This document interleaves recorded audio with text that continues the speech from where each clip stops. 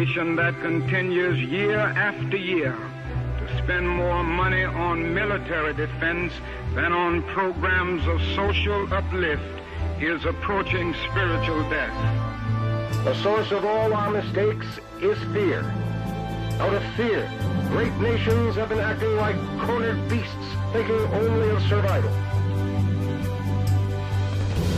Every nation in every region now has a decision to make.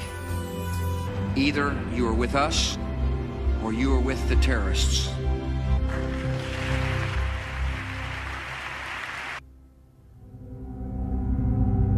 Pour les Américains, les attentats du 11 septembre sont une tragédie.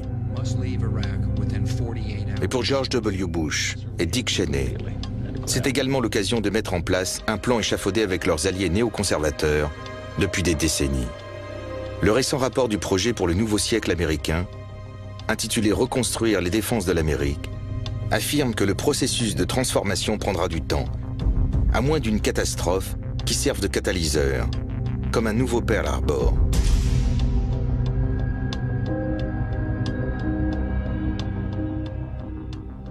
Al-Qaïda vient de leur offrir ce nouveau Pearl Harbor. Dans les minutes qui suivent l'attentat, l'équipe de Bush passe à l'action. Bush se trouve en Floride, tout comme le vice-président Dick Cheney et son conseiller juridique David Addington. Ils prennent tous deux la tête des opérations. Ils affirment que le président, en tant que chef des armées, a le droit d'agir en dehors de tout cadre législatif. Le 12 septembre, Bush est de retour à Washington. Al-Qaïda, le mouvement fondé par Osama Ben Laden, n'est qu'un début.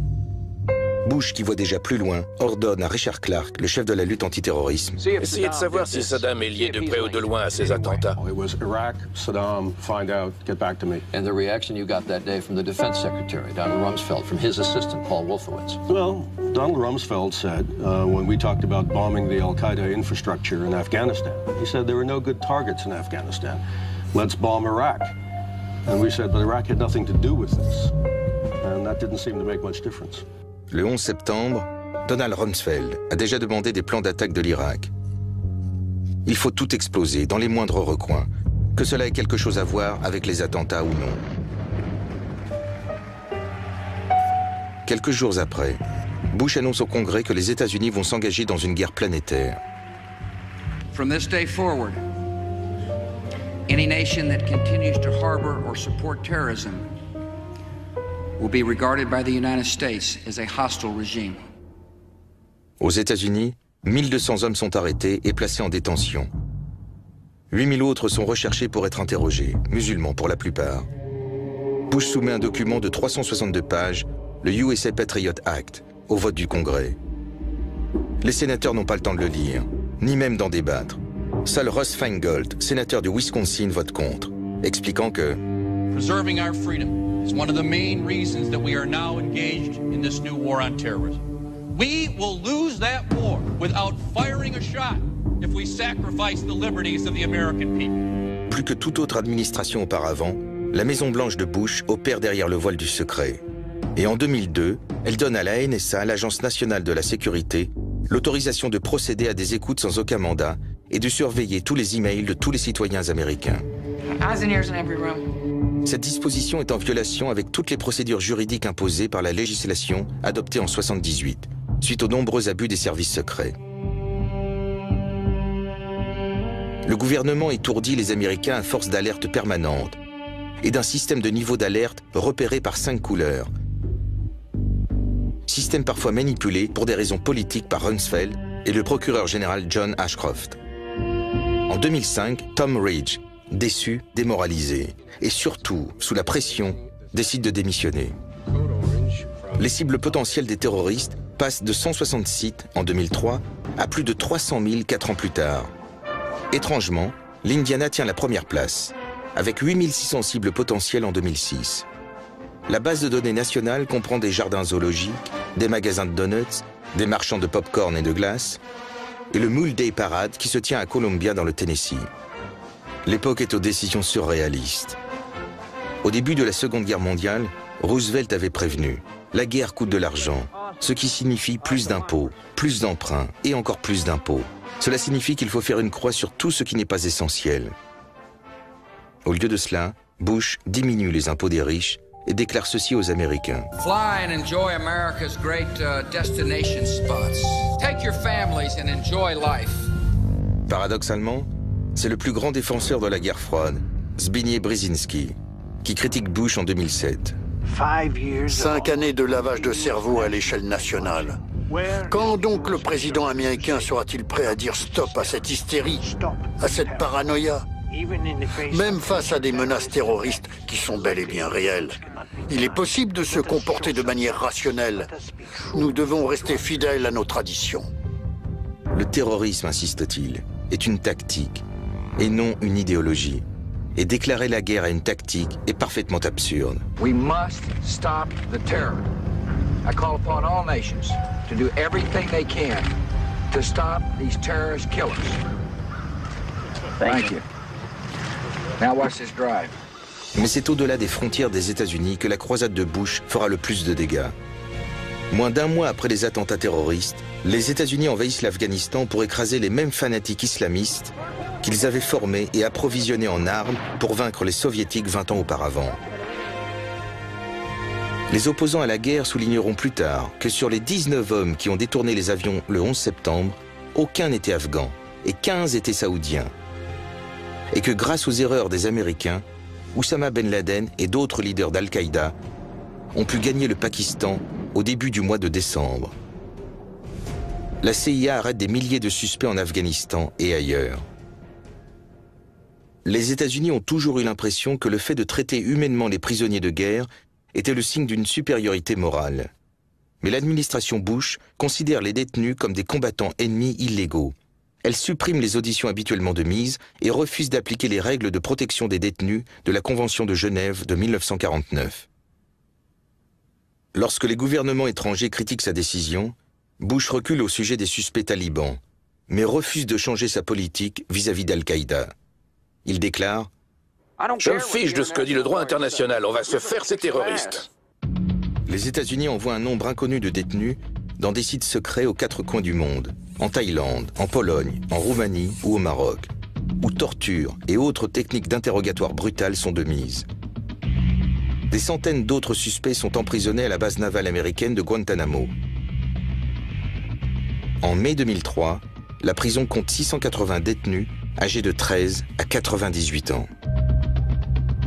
5% d'entre eux ont été capturés par les troupes américaines. Plus de 80% d'entre eux ont été livrés en échange d'une récompense, soit par les milices de seigneurs de guerre afghans, soit par des chasseurs de primes afghans et pakistanais. Les archives gouvernementales montrent que seuls 8% des détenus étaient des combattants d'Al-Qaïda. 600 ont été relâchés, 6 ont été reconnus coupables, et d'après le gouvernement, 9 sont morts, suicidés pour la plupart. En 2012, 166 hommes originaires de plus de 20 pays se trouvent encore à Guantanamo. L'administration Bush incite la CIA à employer une dizaine de techniques d'interrogatoire améliorées, résultat de décennies de recherche sur la torture.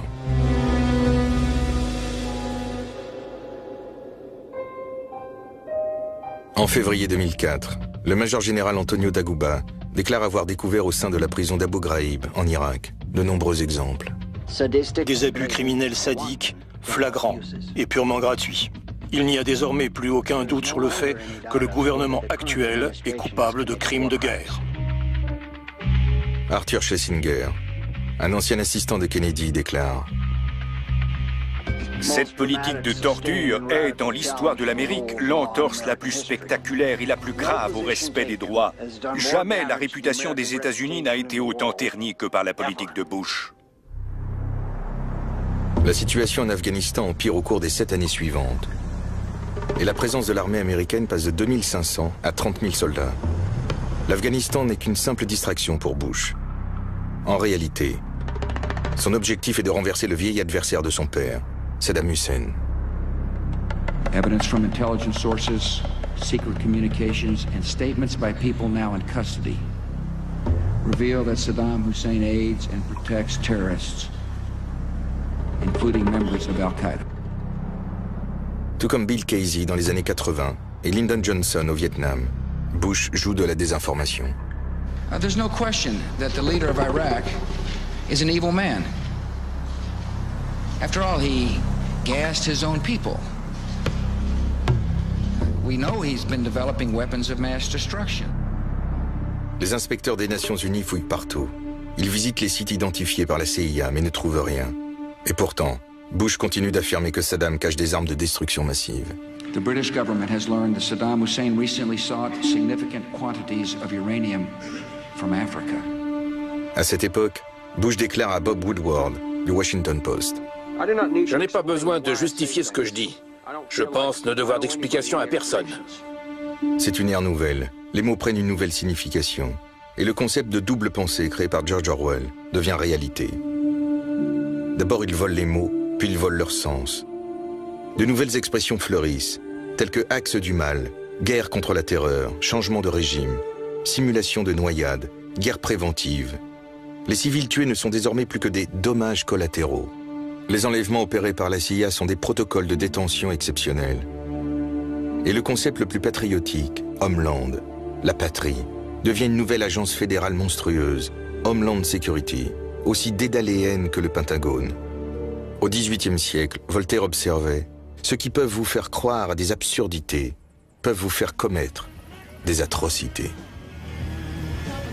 La plongée dans l'irréel est vertigineuse.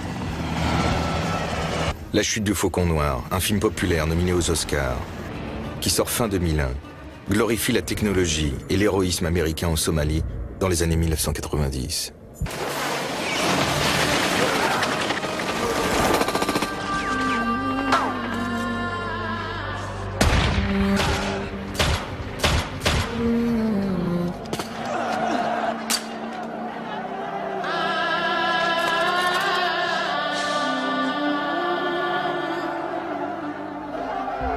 Grâce à la technologie, les jeux vidéo sont de plus en plus réalistes.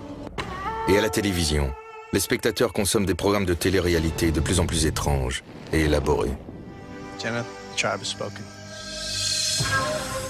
Les médias américains font l'apologie de la guerre. MSNBC, chaîne qui appartient à General Electric, annule l'émission populaire de Phil Donahue, 3 semaines avant l'invasion. Les porte-paroles du groupe de télévision craignent que l'émission accueille les idées des pacifistes libéraux au moment même où nos concurrents font assaut de patriotisme. Et que d'assaut de patriotisme, en effet.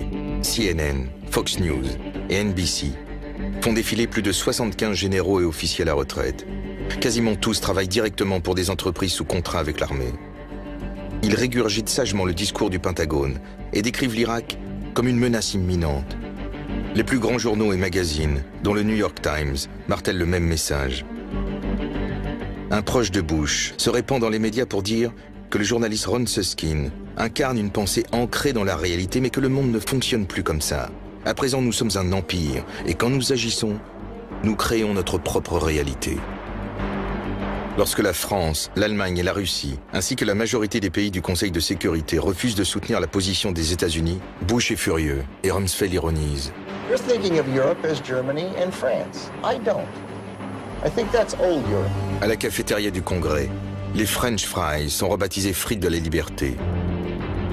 Tout comme la choucroute allemande était devenue le chou de la liberté durant la Première Guerre mondiale. Bush expose sa nouvelle stratégie lors d'un discours aux élèves officiers de West Point en juin 2002. We must take the battle to the enemy, disrupt his plans, and confront the worst threats before they emerge. Le message est on ne peut plus clair. Les États-Unis agiront de façon unilatérale et préventive à l'encontre de tout gouvernement qui menacerait la sécurité américaine. Dick Cheney déclare: S'il y a une chance sur 100 que les scientifiques pakistanais aident Al-Qaïda à construire ou développer une arme nucléaire, nous devons agir comme si le risque était certain. In the world we have entered, the only path to safety is the path of action, and this nation will act. 60 pays se retrouvent sur la liste des cibles potentielles. Bush parle de croisade morale et affirme que les États-Unis doivent défendre la liberté et la justice, car ces valeurs sont bonnes pour les peuples du monde entier. Moral truth is the same in every culture, in every time, and in every place. Cette déclaration audacieuse réaffirme l'exception américaine. Bruce Bartlett, qui a travaillé pour le gouvernement Reagan, puis pour le premier gouvernement Bush, explique. C'est la raison pour laquelle George W. Bush est si perspicace par rapport à Al-Qaïda et aux ennemis fondamentalistes. Il les comprend parce qu'il est comme eux. Il croit sincèrement que Dieu lui a confié une mission. La foi, c'est réussir à croire des choses dont il n'existe aucune preuve empirique.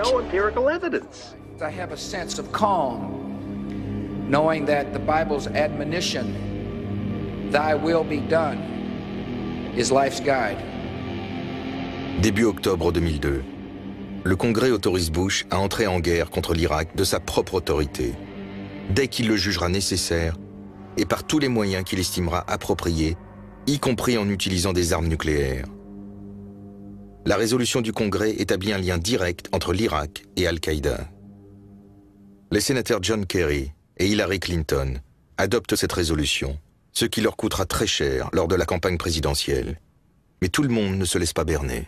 Escalating this war and expanding this war does nothing in terms of our national security. It puts us more at risk. Iraq was not a haven for terrorists as it is now. Again, Iraq, Saddam Hussein and Al-Qaeda, there was no connection, and we have to dispel that notion so the American people know the truth. Partout dans le monde, les manifestants envahissent les rues. 3 millions à Rome, 1 million à Londres, des centaines de milliers à New York. Le magazine Time mène une enquête auprès de plusieurs centaines de milliers d'Européens. 84% d'entre eux considèrent les États-Unis comme la plus grande menace à la paix. 8% pensent que c'est l'Irak. Bush envoie le secrétaire d'État Colin Powell, le membre le plus respecté de son administration, devant les Nations Unies, pour qu'il plaide en faveur de la guerre. Il dit à Powell: « Peut-être qu'ils vous croiront, vous. » Saddam Hussein is determined to get his hands on a nuclear bomb. Powell parle pendant 75 minutes, et il se fait le chantre de la désinformation. Powell reconnaîtra plus tard que ce discours est la honte de sa carrière. Malgré tout, si ces paroles n'ont aucun effet à l'étranger, elles obtiennent l'impact souhaité sur l'opinion publique américaine. Le nombre de citoyens qui soutiennent la guerre passe de 50% à 63%. Le Washington Post déclare que les preuves de l'existence d'armes de destruction massive sont irréfutables. Les États-Unis, toujours sans résolution du Conseil de sécurité, avancent inexorablement vers la guerre. En réalité, la vérité est encore plus terrible. L'Irak n'est qu'une mise en bouche. Après la destruction de l'Irak, les néoconservateurs ont déjà prévu d'autres cibles. Les dirigeants du Pentagone ont imaginé une campagne de 5 ans à l'encontre de 7 pays. D'abord l'Irak, puis la Syrie, le Liban, la Libye, la Somalie, le Soudan et la cible la plus importante, l'Iran. Cette campagne doit transformer le monde et le façonner selon la vision des néoconservateurs. Partout, on parle d'empire. Le New York Times Magazine titre en une « L'empire américain, il faut vous y habituer ». Bush a toujours été audacieux. Et il n'a jamais eu peur de sortir du cadre de la loi. Mais il veut aller plus loin que son père et ignorer les lois des autres pays. Cette guerre qui dure 8 ans vire à la débâcle, comme l'avaient prédit les opposants à la guerre. La société irakienne est dévastée. Tout comme le Vietnam, ce conflit déchire et polarise l'Amérique. D'autant plus que les dépenses et le nombre des victimes augmentent des deux côtés. Malgré tout, Bush remporte l'élection présidentielle de 2004 en faisant appel à la ferveur patriotique des citoyens. En 2008, il quitte la présidence avec la cote de popularité la plus basse depuis Harry Truman. Son bilan est catastrophique. Les deux guerres, mais aussi les opérations de secours fédéral suite à l'ouragan Katrina à la Nouvelle-Orléans qui ont été gérées de façon désastreuse. Et il a surtout, aux yeux des Américains, très mal géré l'économie du pays, qui s'effondre en 2008. Assurant ainsi la victoire des démocrates aux élections présidentielles. Son successeur, Barack Hussein Obama, est le fils d'un Kenyan et d'une Américaine blanche du Kansas. Élevé en Indonésie et à Hawaï, il devient à 47 ans président des États-Unis, portant les espoirs de plusieurs générations d'Américains. Ses paroles et son attitude sont celles de l'autre face de l'Amérique, la face constitutionnelle, humaniste, en faveur de la mondialisation et de l'environnement. De plus, Obama s'est clairement exprimé contre la guerre en Irak. Financé par une multitude de petits contributeurs sur Internet, lors des primaires, il bat la candidate appuyée et financée par le Parti démocrate Hillary Clinton. Pendant la course à la présidence, Son adversaire est un ancien militaire conservateur, John McCain. Obama a le vent en poupe. Jamais depuis le début des années 30 avec Roosevelt, la colère contre Wall Street et contre les guerres inutiles n'avait été aussi forte. Mais Obama surprend le pays en trahissant une promesse faite auparavant et devient le premier candidat dans une élection nationale à rejeter le financement public au profit de financements privés, sans limite. John McCain, qui a choisi les financements publics, est largement distancé. Durant cette période, Obama se tourne discrètement vers les riches bailleurs de fonds de Wall Street. JP Morgan, Goldman Sachs, Citigroup, ainsi que General Electric et d'autres entreprises militaires, des géants de l'informatique, et aussi l'industrie pharmaceutique qui soutenait pourtant depuis des années les républicains. Obama reçoit de ses donateurs 3 fois plus d'argent que McCain. Rares sont les partisans d'Obama qui critiquent cette stratégie à l'époque. Sa victoire aux élections présidentielles est saluée partout dans le monde. Une nouvelle Amérique est née. Les conservateurs décrivent Obama comme un socialiste. Une accusation hautement grotesque. En réalité, le plus grand gagnant de cette élection est Wall Street. Aux affaires économiques, Obama réunit la même équipe qui, sous Clinton, avait largement contribué à déréguler l'économie. Le New York Times les surnomme la constellation des Rubinites, les acolytes de Robert Rubin, le plus puissant secrétaire du Trésor depuis des décennies. Après avoir détruit le système économique mondial, en jouant les apprentis sorciers dans le domaine du financement avec endettement et de la spéculation, plusieurs grandes banques, compagnies d'assurance et organismes de prêts immobiliers menacent le monde. Comme le montre le célèbre slogan « Too big to fail », il s'estime trop important pour disparaître et s'empresse d'accepter un sauvetage financier de 700 milliards de dollars aux conditions avantageuses. De plus, la Réserve fédérale réduit le taux d'intérêt pour les banques à 0%. À l'époque, quiconque ose remettre en question le bien fondé de ce sauvetage économique est considéré comme un mauvais patriote. Mais certains se demandent si on ne devrait pas laisser disparaître certaines de ces sociétés financières. Ces géants aux pieds d'argile ne devraient-ils pas être confrontés à la véritable valeur sur le marché de leurs actifs toxiques? L'opinion publique veut se venger. You sit there back at your big cigars and think of deliberately killing an idea that's made millions of people a little bit happier. An idea that's brought thousands of them here from all over the country, by bus and by freight and jalopies and on foot, so they could pass on to each other their own simple little experiences. Why, look, I'm just a mug and I know it, but I'm beginning to understand a lot of things.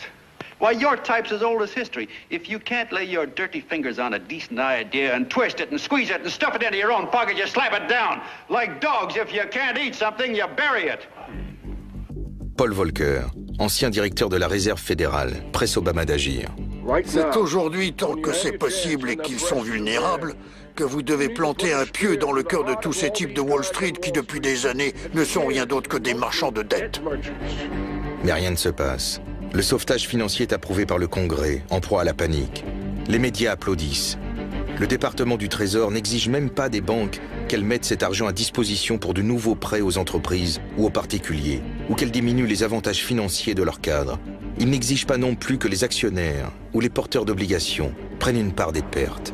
Et ce sont les contribuables américains seuls qui financent ce sauvetage. À terme, les plus grands perdants sont les employés, les retraités, les personnes âgées qui ont épargné, les propriétaires, les petits entrepreneurs, les étudiants avec un prêt, et surtout les Afro-Américains qui perdent leur emploi avec la hausse du chômage. Nombreux sont ceux qui renoncent au célèbre rêve américain. Faire partie de la classe moyenne devient une utopie. Le mythe de l'ascension sociale est brisé. Les banquiers prétendent contenir leurs appétits voraces avec des restrictions volontaires, mais perçoivent des indemnités records les 2 années suivantes. Alors qu'au Royaume-Uni et au Canada, les PDG gagnent 20 fois plus qu'un employé moyen, et au Japon 11 fois plus. Aux États-Unis, les PDG gagnent 343 fois plus qu'un employé moyen. Le nombre de milliardaires passe de 13 en 1985 à 450 en 2008. Alors que le salaire minimum stagne à 5 $ de l'heure entre 1997 et 2007, le taux de pauvreté est au plus haut depuis les années 60.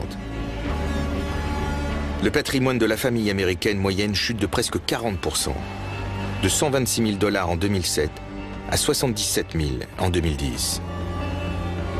En 2011, les 1% les plus riches possèdent plus que les 90% les plus pauvres. La colère monte et engendre le mouvement de contestation Occupons Wall Street, un phénomène d'une ampleur inédite depuis les années 30. Le mouvement de droite Tea Party exprime son mécontentement autrement, grâce à des groupes de pression tels que Americans for Prosperity, principalement financés par les frères Koch, des milliardaires conservateurs. L'opinion publique américaine ne sait que penser, ni à qui reprocher la rigueur économique permanente. Les républicains remportent ainsi une victoire écrasante aux élections de mi-mandat en 2010. La cohabitation est chaotique et Washington entre dans une période de grande confusion. Obama, qui avait conquis la présidence dans l'euphorie générale, essaye à présent d'éviter toute erreur fatale, mais ne parvient plus à insuffler l'espoir ou le changement.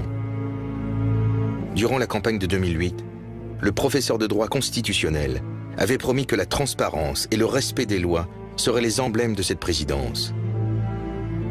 Pourtant, une fois élu, Obama refuse de renoncer au pouvoir que s'était octroyé l'administration Bush. La population accepte sans grande protestation d'être virtuellement déshabillée pour prendre l'avion, d'être mise sur écoute en permanence et de financer elle-même des programmes de sécurité à grande échelle. Obama juge qu'il n'est pas opportun politiquement de diminuer l'état d'alerte du pays, alors qu'une seule attaque terroriste pourrait relancer l'hystérie dans les médias et conforter les républicains. Le moindre faux pas lui coûterait sa réélection. Ever in the middle of all this coming at you think maybe one term is enough? The one thing I'm clear about is that I'd rather be a really good one-term president than a mediocre two-term president. Pourtant, au lieu de se battre pour la transparence, Obama devient le défenseur de la sécurité intérieure. Comme Bush, il invoque régulièrement les privilèges du secret d'État dès qu'un procès aborde les sujets de la torture, des protocoles de détention exceptionnels ou des mises sur écoute illégales de la NSA. Il refuse l'habeas corpus aux combattants ennemis, maintient les commissions militaires et autorise au Yémen l'exécution sans procès d'un citoyen américain accusé d'être lié à Al-Qaïda. Obama surprend les défenseurs des libertés civiles. Les enquêtes de l'ère Bush redoublent d'intensité. Les journalistes et les personnes qui critiquent le gouvernement sont poursuivis en justice en vertu de l'Espionnage Act de 1917. En 92 ans, seules 3 affaires relevant de cette loi sont arrivées devant un tribunal. Obama initie 6 affaires très discutables. Les prévenus, quant à eux, estiment avoir dénoncé des actions illégales autorisées par le gouvernement. Le procès le plus marquant est celui de Bradley Manning, un analyste militaire en poste en Irak qui a diffusé plus de 260 000 câbles diplomatiques et rapports de guerre classés secrets, ainsi que des vidéos, via Wikileaks, une association à but non lucratif qui lance des alertes.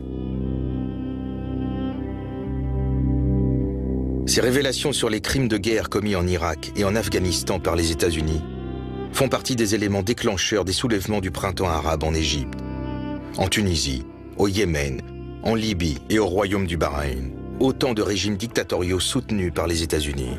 L'administration Obama lutte avec acharnement contre Wikileaks et menace de poursuivre son créateur. Ces actions sont un message pour tous ceux qui oseraient critiquer le gouvernement. La leçon à en tirer, si vous commettez des crimes de guerre comme l'ont fait Bush et Cheney, vous n'aurez aucun problème. Mais si vous dénoncez ces crimes, alors là, vous mettrez votre carrière en péril et risquerez de lourdes amendes. Ou comme Manning, vous pourrirez en prison. L'un des principaux défenseurs de cette nouvelle politique, Jack Goldsmith, ancien dirigeant de l'équipe de conseil juridique de Bush, rassure dans un article Dick Cheney et d'autres néoconservateurs inquiets, affirmant qu'Obama est comme Nixon qui va en Chine. Les changements qu'il a mis en place vont renforcer l'essentiel de la politique de Bush. C'est un nouveau monde de ténèbres. En 2010, le Washington Post parle d'une géographie alternative des États-Unis. Une Amérique classée top secret et ignorée du grand public. Près d'1,5 million de personnes détiennent une autorisation des services de sécurité. Il existe plus de 3000 agences de sécurité publiques ou privées. Des milliards d'emails et d'échanges sont interceptés et stockés jour après jour par l'Agence de sécurité nationale, la NSA. Le journaliste politique et avocat en droit constitutionnel, Glenn Greenwald, décrit très bien ce changement radical de notre monde. La garantie essentielle de la justice occidentale depuis la Grande Charte a été inscrite par les États-Unis dans le 5e amendement de leur Constitution. Nul ne pourra être privé de sa vie, de sa liberté ou de ses biens sans procédure légale régulière. Il aurait pu ajouter le 4e amendement de la Constitution. Le droit des citoyens d'être garantis contre les perquisitions et saisies non motivées. Sans procédure légale régulière et sans droit à la vie privée. Chacun de nous vit à la merci de l'État qui nous surveille. Tout cela au nom de la lutte contre une menace terroriste largement exagérée. La politique étrangère d'Obama semble plus raisonnable que celle de Bush. En effet, elle s'écarte de la stratégie unilatérale et préventive qui a tant choqué l'opinion mondiale. Mais son objectif, qui est d'assurer la domination des États-Unis, n'est pas très éloigné. Et les moyens utilisés sont en réalité tristement similaires. En 2011, l'ancien directeur de la NSA et de la CIA sous Bush, le général Michael Hayden, se console de la continuité qui existe entre ces deux présidents si différents.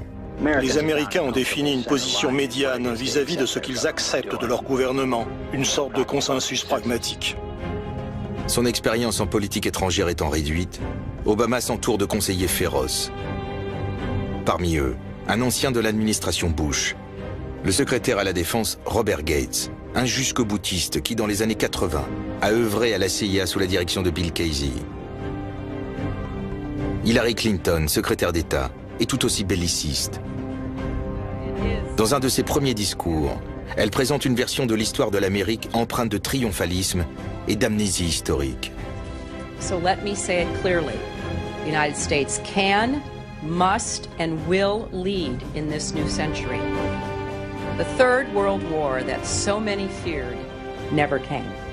And many millions of people were lifted out of poverty and exercised their human rights for the first time. Those were the benefits of a global architecture forged over many years by American leaders from both political parties. C'est impossible. Mais il faudrait pouvoir demander aux millions de personnes tuées durant les décennies d'ingérence américaine à l'étranger ce qu'elles en pensent.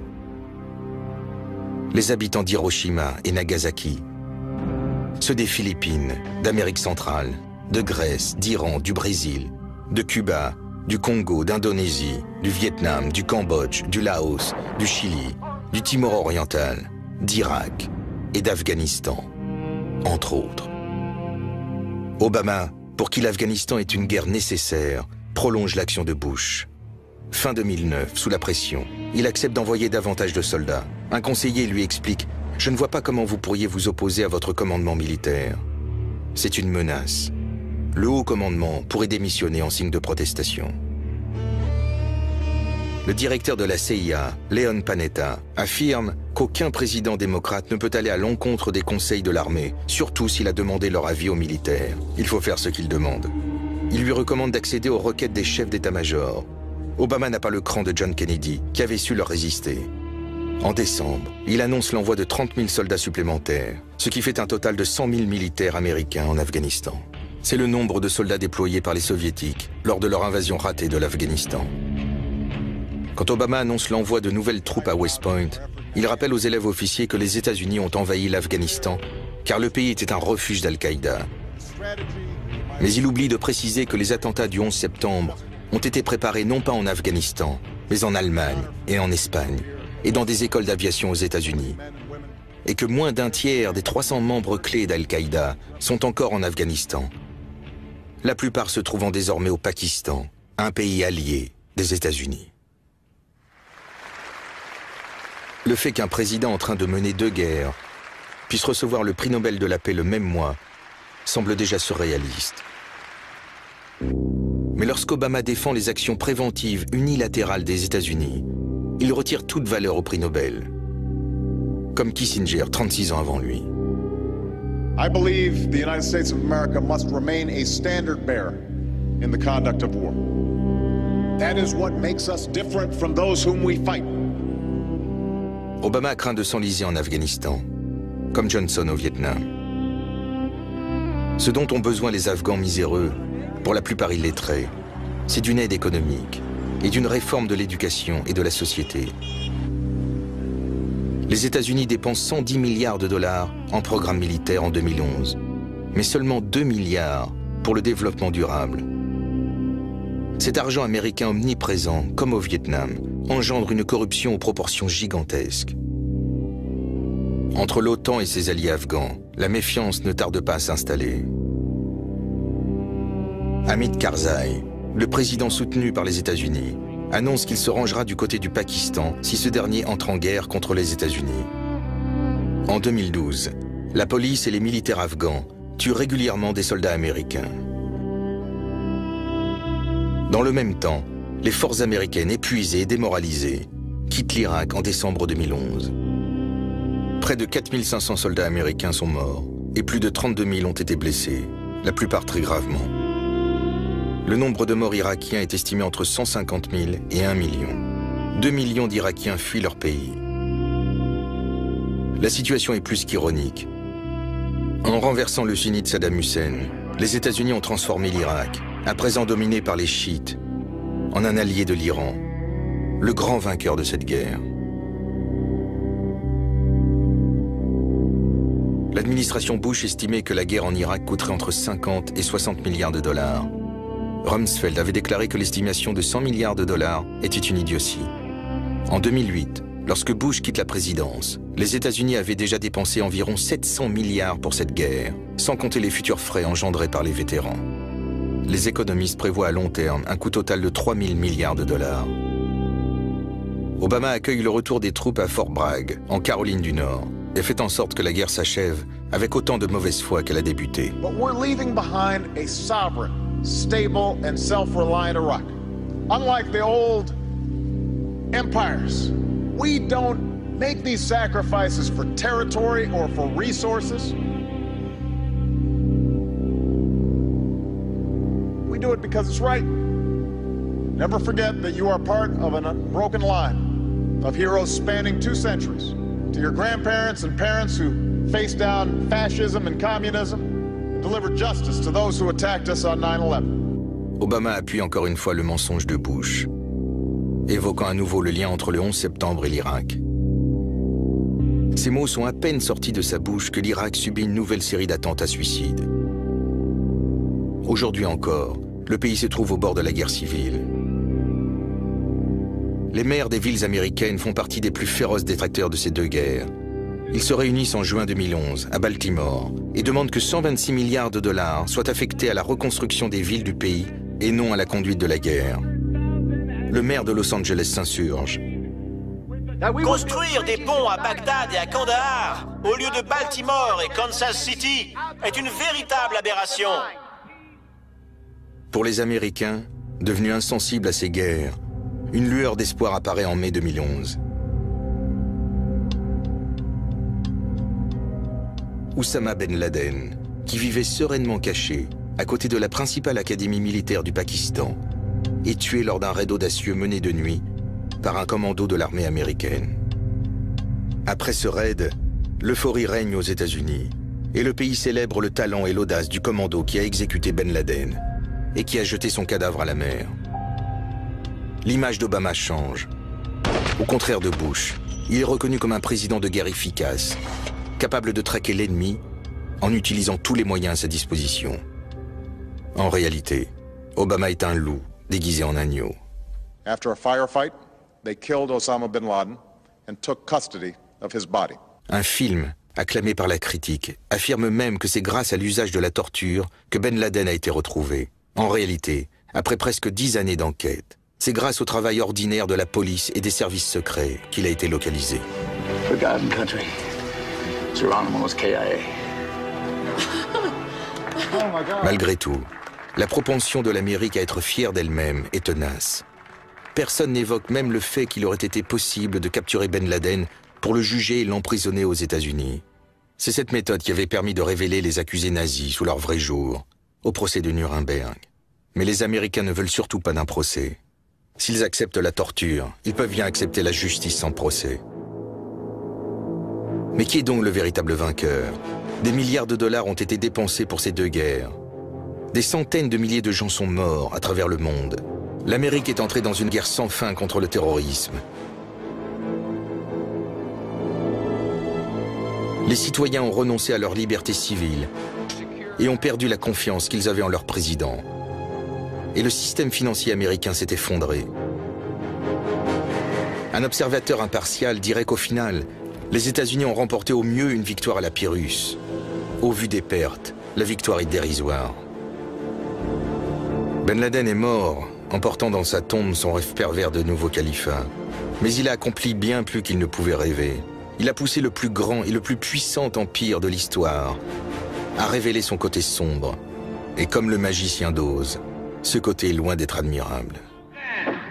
Who are you? Oh, I am the great and powerful Wizard of Oz. Aux yeux de ses fidèles, le martyr de Ben Laden lui a assuré une place dans les livres d'histoire. Celle de l'homme qui a affaibli et a peut-être même contribué à détruire l'ancien ordre mondial. Comme Hannibal ou Attila et l'Empire romain, Robespierre et l'ancien ordre français, Lénine et la Russie des tsars, ou même Hitler et l'Empire britannique. Ben Laden n'est plus, mais quel chemin pour les États-Unis à présent? Toujours tourmenté par ses démons, le pays concentre son attention sur la Chine, vue comme la nouvelle menace. Pourtant, il persiste à traiter la Russie comme un éternel danger, tout en considérant l'Iran, la Corée du Nord et le Venezuela comme des menaces locales. Obama cherche comment mener les guerres de façon plus efficace et moins coûteuse.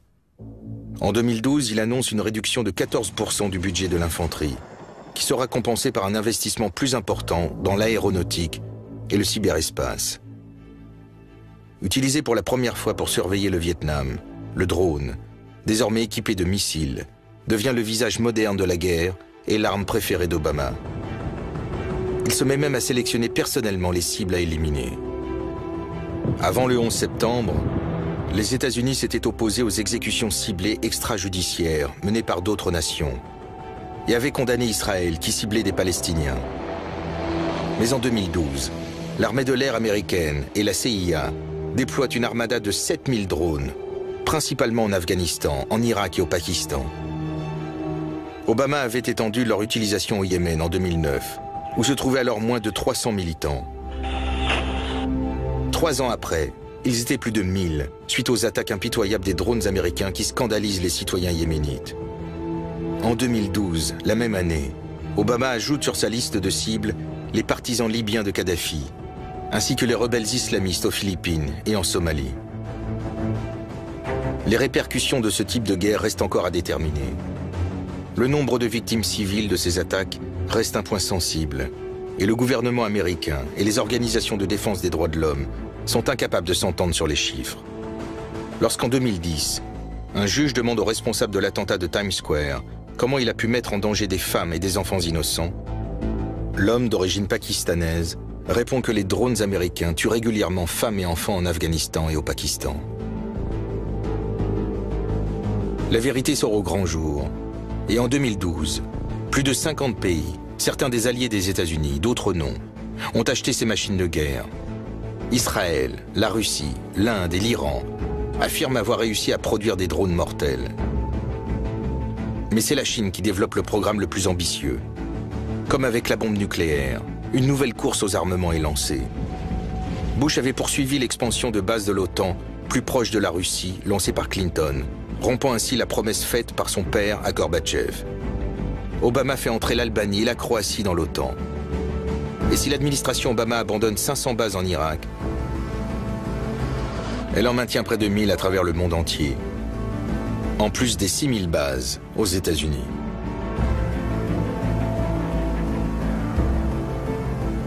D'après Chalmers Johnson, de l'université de Stanford, fin 2007, les États-Unis ont acquis une présence militaire dans 151 des 192 nations membres des Nations Unies.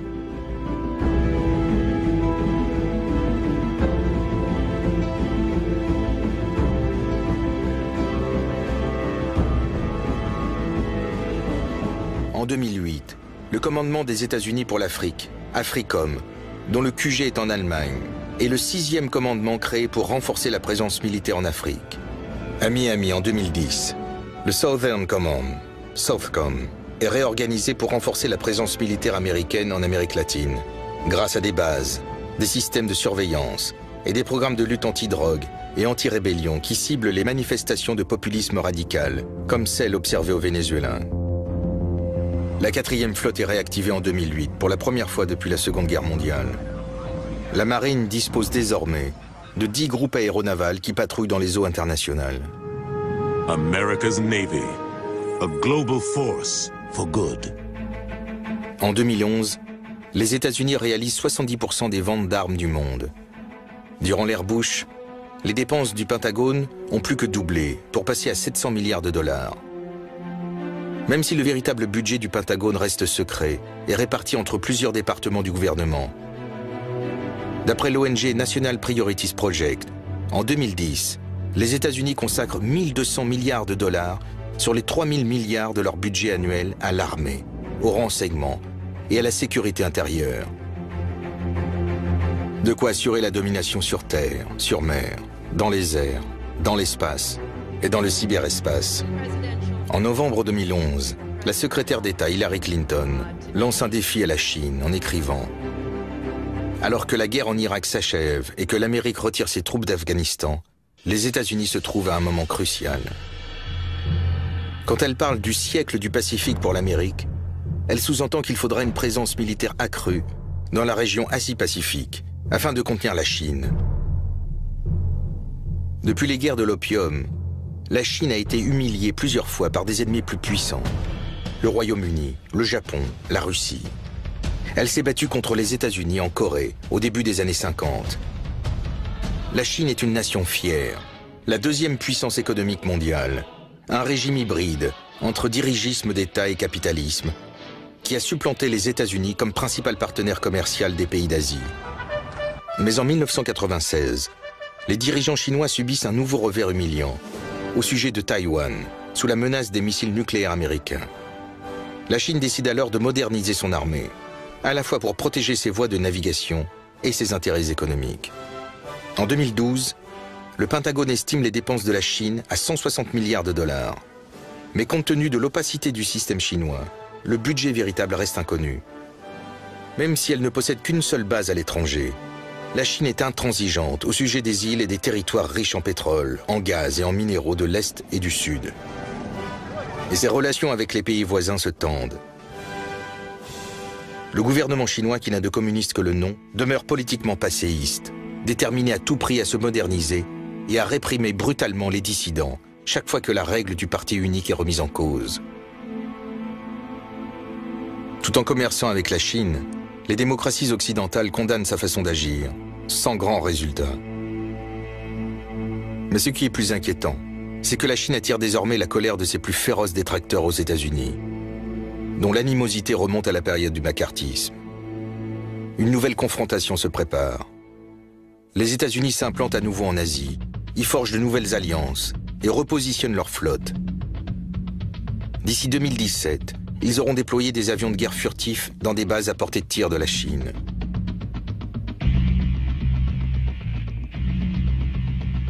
L'Amérique a renforcé ses alliances militaires avec les pays voisins de la Chine, en particulier le Japon, la Corée du Sud, Taïwan et les Philippines. 2500 Marines ont été envoyés en Australie. C'est la première fois depuis le Vietnam que la présence militaire américaine augmente en Asie. La Chine est furieuse depuis que l'administration Obama a vendu pour 12 milliards de dollars d'armes à Taïwan en 2010 et en 2011.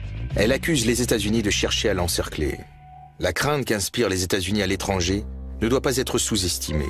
Comme l'observait en 1996 le défunt Samuel Huntington, un conservateur expert en sciences politiques. L'Occident a gagné la guerre non pas grâce à la supériorité de ses idées, de ses valeurs ou de sa religion, mais plutôt grâce à sa supériorité dans l'utilisation de la violence organisée. Les Occidentaux oublient souvent cela, mais pas le reste du monde. Les spécialistes de la Chine craignent que les États-Unis emploient la stratégie de Truman en 1946 vis-à-vis de l'Union soviétique, dans le but de contrôler son expansion. La situation est similaire, car les Occidentaux sont révoltés par le fonctionnement interne de la Chine. Mais cette fois-ci, la Chine détient 1000 milliards de dollars de bons du Trésor américain et pourrait donc mettre en danger l'économie américaine, ce que n'auraient jamais pu faire les Soviétiques. L'historien Alfred McCoy décrit les véritables enjeux. Dès 2020, le Pentagone espère contrôler la Terre entière de façon permanente, grâce à un bouclier spatial à 3 niveaux, étagé de la stratosphère à l'exosphère, qui reposera sur des drones équipés de missiles évolués. Ce triple bouclier devrait être capable d'aveugler une armée entière, en détruisant toutes les communications terrestres, avioniques et les systèmes de navigation maritime. Mais comme l'explique McCoy, l'illusion de l'invincibilité technologique et de l'omniscience a déjà par le passé déçu les ambitions des nations arrogantes, ainsi que le montrent les destins de l'Allemagne après la Seconde Guerre mondiale et celui des États-Unis au Vietnam. McCoy rappelle avec une certaine ironie que par leur veto de l'étalité mondiale, c'est-à-dire cette capacité à faire régner la loi par la force à l'échelle de la planète, les États-Unis ont la possibilité de compenser leur déclin économique futur. Et le destin de notre pays pourrait bien être déterminé par l'issue de ce cycle. La débâcle militaire due à l'illusion de la maîtrise technologique ou un nouveau régime technologique assez puissant pour perpétuer la domination globale des États-Unis.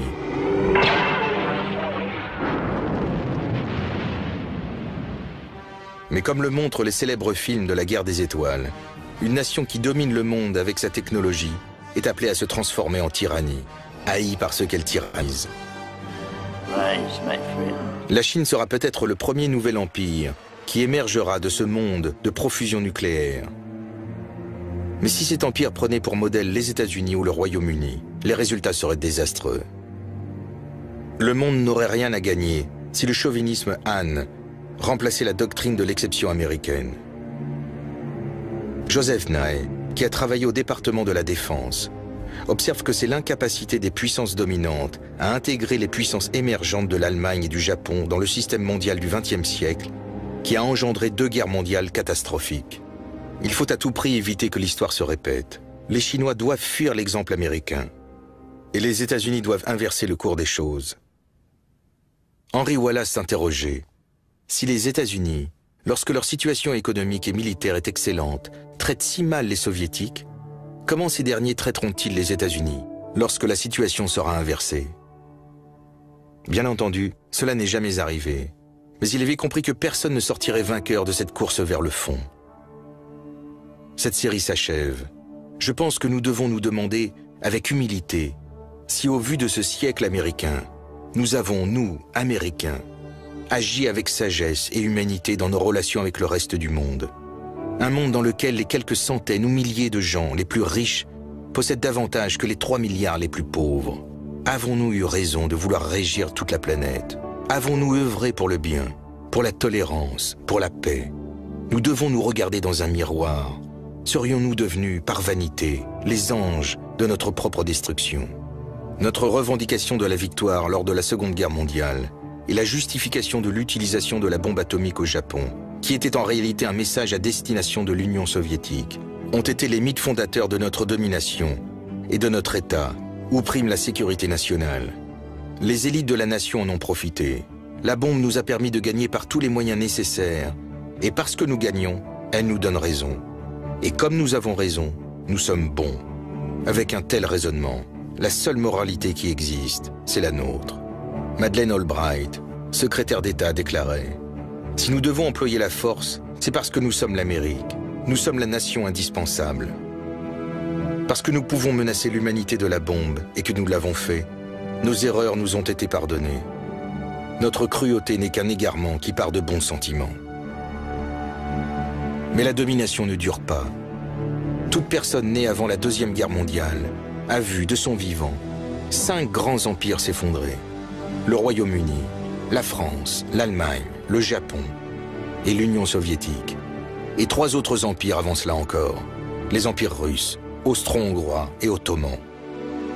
Si l'histoire est un baromètre, la domination des États-Unis s'achèvera elle aussi. Nous avons eu la sagesse de ne pas devenir un empire colonial, et l'Américain moyen rejette toute prétention impérialiste. C'est peut-être pour cela que nous nous accrochons à tout prix au mythe de l'exception américaine, de la singularité, de la bienveillance et de la générosité. L'Amérique trouvera peut-être là sa rédemption. Il faut seulement espérer qu'elle sera à la hauteur de cette vision. Cette vision semblait possible en 1944, lorsque Wallace faillit devenir président. Ou en 1953, à la mort de Staline et l'arrivée de Eisenhower. Ou avec Kennedy et Khrouchtchev en 1963. Ou Bush et Gorbatchev en 1989. Ou Obama en 2008. L'histoire nous a montré que les choses auraient pu se passer différemment. Ces moments reviendront sous d'autres formes. Serons-nous alors prêts? Je pense au dernier télégramme qu'a envoyé Franklin Roosevelt à Winston Churchill. Je n'accorderai pas trop d'importance aux problèmes soviétiques, dans la mesure où chaque jour de tels problèmes apparaissent, et la plupart d'entre eux finissent par s'arranger d'eux-mêmes. Apaiser les situations qui se présentent. Laisser les choses suivre leur cours sans réagir exagérément. Envisager le monde en se mettant à la place de nos adversaires. Pour cela, il faut comprendre les besoins des autres pays avec empathie et compassion. Faire confiance à la volonté de tous d'affronter les situations difficiles et mettre ainsi fin aux menaces de destruction nucléaire et de réchauffement climatique. Ne pouvons-nous pas abandonner notre prétention et notre arrogance? Ne pouvons-nous pas cesser de vouloir la domination? Cesser de demander à Dieu de bénir l'Amérique plutôt que les autres nations? Les partisans d'une ligne dure et les nationalistes ne seront pas d'accord, mais je pense que leur philosophie n'a pas fonctionné. Une jeune femme m'a dit dans les années 70, « Il faut féminiser cette planète ». J'avais trouvé cela étrange à l'époque, mais je réalise aujourd'hui que si l'amour est puissant, le véritable amour est extrêmement puissant. Trouvons une manière de respecter la loi, pas la loi de la jungle, mais celle de la civilisation, celle qui nous a réunis au départ et qui nous a fait mettre de côté nos différences pour protéger l'essentiel. Hérodote a écrit au 5e siècle avant Jésus-Christ. L'histoire a été écrite dans l'espoir de préserver de l'oubli le souvenir de ce que les hommes ont été. C'est pour cela que l'histoire de l'être humain ne parle pas seulement de sang et de mort, mais aussi d'honneur, de réussite, de bienveillance, de mémoire et de civilisation. Pour avancer, il faut se souvenir du passé. Alors on pourra, pas à pas, comme un bébé, chercher à atteindre les ans. For in the final analysis, our most basic common link is that we all inhabit this small planet. We all breathe the same air. We all cherish our children's futures. And we are all mortal.